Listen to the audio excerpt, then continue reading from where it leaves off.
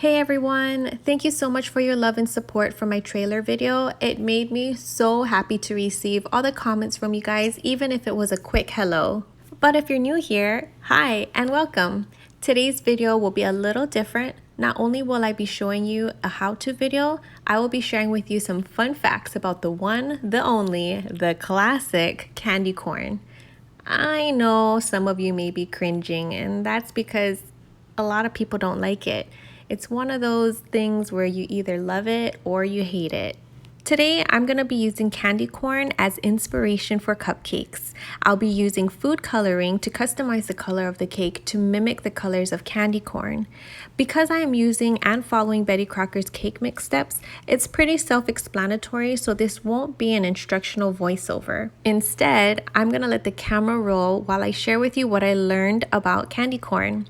The research all started when I had a conversation with my kids about this very old classic triangular sugar piece. They both have not tried it before, so I had them try it, and my son, who has the biggest sweet tooth, surprisingly wasn't a fan. He too thought it was too sweet. We then started talking about how it's not a highly liked candy. And due to my curiosity, I hit the web and was very fascinated about what I learned. Did you know that candy corn has been around for 140 years? Back in 1880s, the candy was created by a man named George Renninger, who coincidentally worked for a candy company. This super sweet vanilla marshmallow flavored candy was originally named Chicken Feed. It was even packaged in a box with a rooster on it. According to National Geographic, about half of America's labor force was made up of farmers when the candy debuted, hence the name Chicken Feed. A big part of what makes candy corn so wildly popular is its seasonality.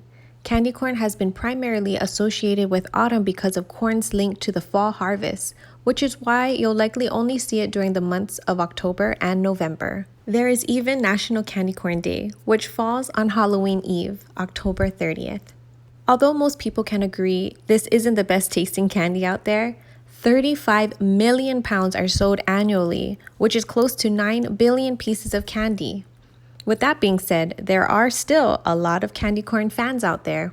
Some of which may argue, like Oreos, they have a certain way of eating it. Some say it's best to start nibbling on the white tip, while others say to start on the yellow whiter end. And then there is most who just like to pop the whole thing in their mouths. I think it's funny because the different colors on the candy are all the same flavor. The entire candy is made up of flavors from honey, sugar, butter, and vanilla. Yes, very, very sweet, which is probably the most common reason why people don't favor it.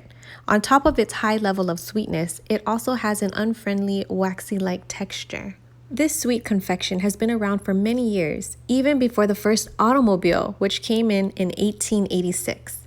You would think after all these years candy corn been around that they would tweak the recipe, but nope.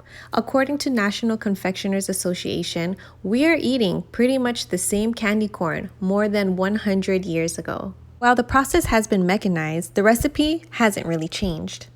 But now they created more flavors. The popular brand of candy corn is Bratches, and they have over 10 different candy corn flavors, including caramel and turkey dinner. Yep, you heard that right. The turkey dinner candy corn represents a multi-course Thanksgiving meal. No offense, but yuck. The famous jelly bean company, Jelly Belly, even created holiday-inspired candy corn. There is Cupid corn for Valentine's Day, bunny corn for Easter, and even reindeer corn for Christmas. No one in my family likes this sweet treat, and I find it kind of sad, but I myself go back and forth on it. I could eat it, but I can just eat 1 or 2 pieces, maybe 3 at the most. It's definitely not a favorite must-have for me. I recently uploaded 10 Days of Halloween, which includes different Halloween-themed recipes and crafts. I bought a bag of candy corn solely for one of those videos, and I had some leftovers to use, so it's going on top of my cupcakes as decoration. Decoration to either be eaten or most likely picked off. I hope you all enjoyed this video. Happy Halloween, and I'll be back on Thursday with a new video. Bye guys!